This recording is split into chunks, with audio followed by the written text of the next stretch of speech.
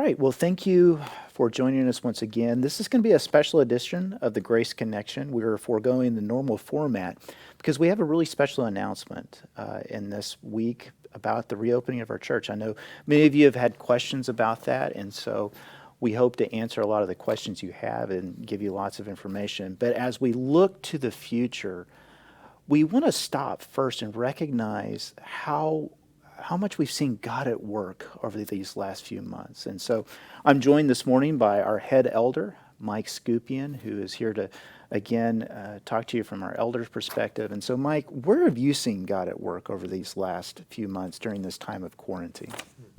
Well, thank you, Bo.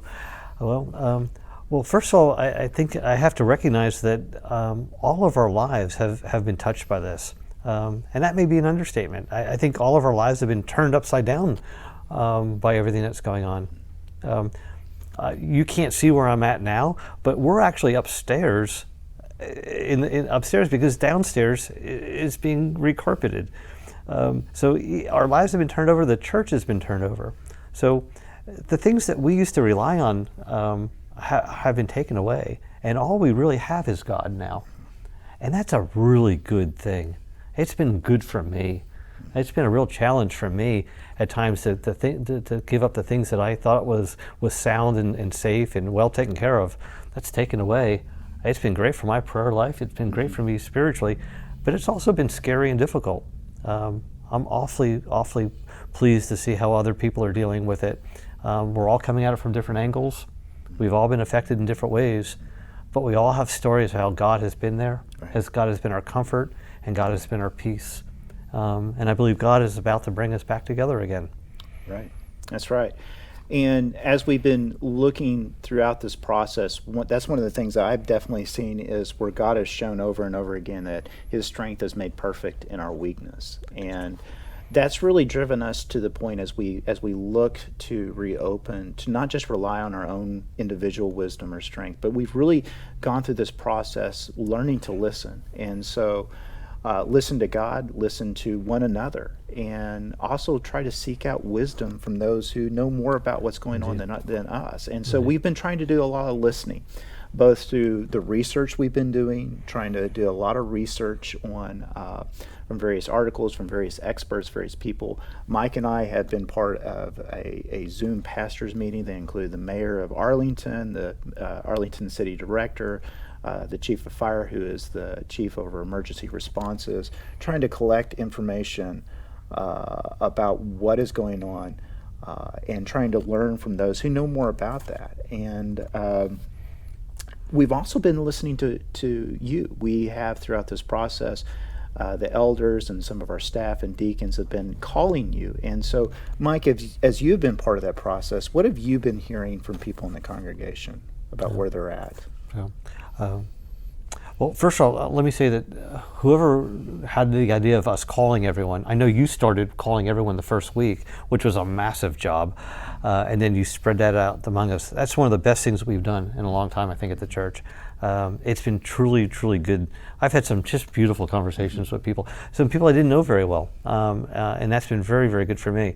And it's been a joy to do it. Sometimes looking at a list of people to call is kind of daunting when you're end of a day and you're busy. Every time I've done it, it's been a blessing for me. So that in itself has been a terrific thing. But I've really come to learn that everyone is coming at this from their own unique position. And we need to be very cognitive of that and very sensitive to that.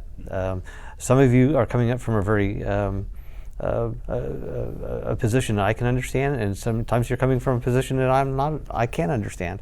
I need to slow down and take a look at that and understand it. Right. And it's been very, very good. And everyone's just been so delightful on the phone. Truly, truly rewarding for me. So thank you for that. Right.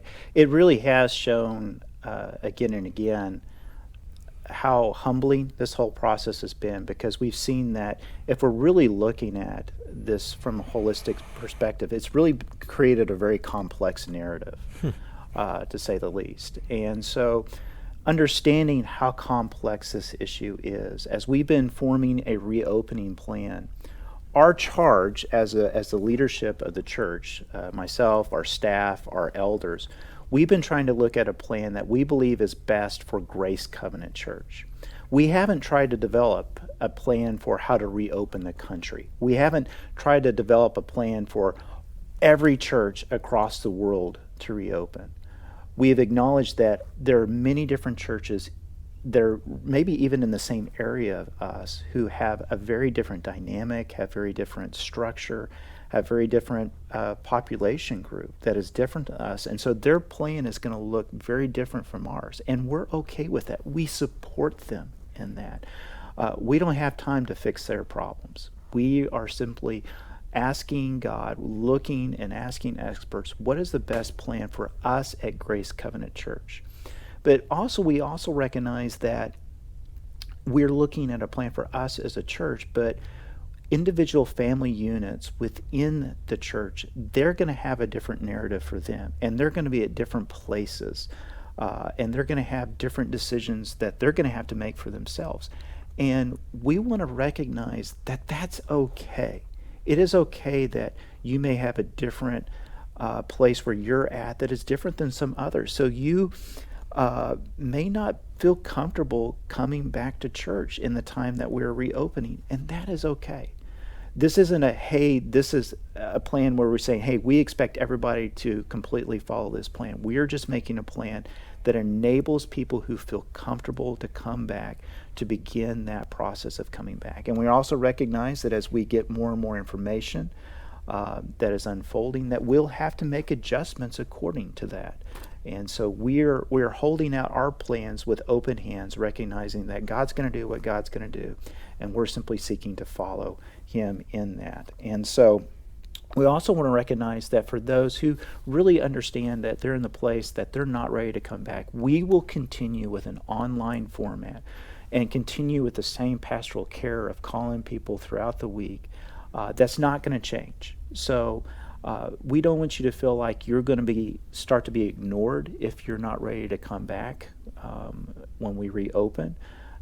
Whenever you're ready to come back, and you will be welcomed as a brother and sister in Christ, without any kind of judgment or anything along those lines.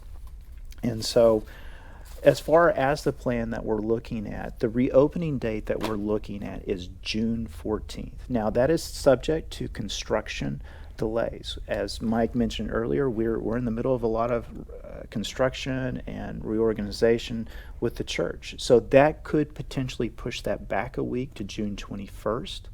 If that happens, we'll make sure and give you the appropriate updates and correspondence and information. But it will not be before June 14th. But right now, I really do believe that we're going to be able to open up the church on June 14th. That is going to be one single service at 50% capacity at the most. So that's 125 people. That's a very conservative estimate of 50% capacity. And so you can expect us to have some reaching out to you to get some information so that we get a good feel for who will be planning on joining us and who will not. And I want you to feel that if you're not ready to come back on June 14th, when we ask those questions, don't feel the pressure to say that you have to come back. That's not what the question is about. We're simply trying to get a feel to make sure that we're prepared for the appropriate number of people who will be coming back. We expect that to be less than 125, but if that is more, then we want to be prepared and we want to be ready for that, and that's all that is about.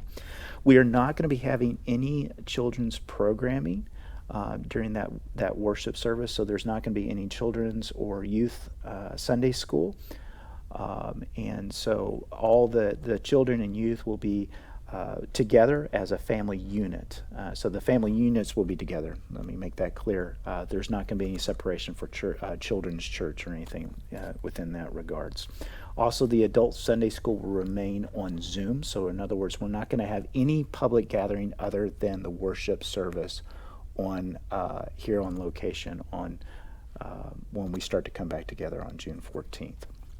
Now, once we begin gathering, we do have some safety recommendations for you. And we're creating these safety recommendations because we want, when we come together, everything to be about the worship of God. we recognize that our enemy, the devil, is a roaring lion seeking those whom they may devour. And one of the things he most delights in is bringing in disunity to Christ's church. And so as we look into these safety guidelines, we want to emphasize that we're trying to create an environment where we are not distracted by one another, but we are focused on the worship of the living God. So here's some ways that we are recommending that we follow that will enable us to take our eyes off of one another and really just give ourselves fully to worship. And the first and most important is that if you're experiencing any signs of sickness, to please don't take a risk or just assume that you're okay. If you're experiencing any signs of sickness, please stay home and worship with us online, okay? Secondly, if you're at high risk, whether that's because of age or whether that's because of you have some pre-existing or underlying conditions, we would encourage you to go ahead and stay home and worship with us online. Please know we will continue to call you. We will continue to reach out to you. We will continue to do whatever we can to help be there for you so you don't feel isolated or alone during this time. But we love you, and out of our love for you, we want to make sure we keep you as safe as possible, okay? So, and if you have, questions about that, please contact us and we can talk to you more about that. For those of you who do come and feel comfortable coming, we would ask that you follow the CDC recommendations for public gatherings, and we have those posted in the letter, a link to that in the letter that we're sending out in conjunction with this video. That would include showing respect to one another by observing social distancing. That would include wearing face masks, and especially by keeping your hands washed in regular intervals, and using hand sanitizer, which we'll have lots of hand sanitizer available here at the church, but we'd encourage you to use that, of course, before you come in and everything. And we will have the sanctuary set up as well with the placement of the chairs that will help enable social distancing while we're here in the sanctuary. And so the final portion of the safety has to deal with singing. We know that there are a lot of people who are concerned about the singing.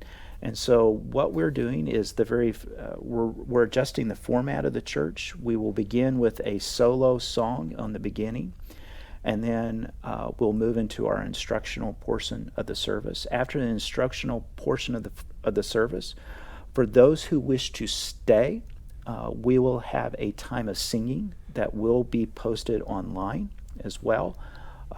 But that is just for those who wish to stay for the corporate gathering. And if you have any questions about that, please feel free to shoot me an email or a text, or give me a call here at the church. As we begin to come together, Mike, during this time, what is it that you're looking to see for us as a church as we continue to move forward in this process?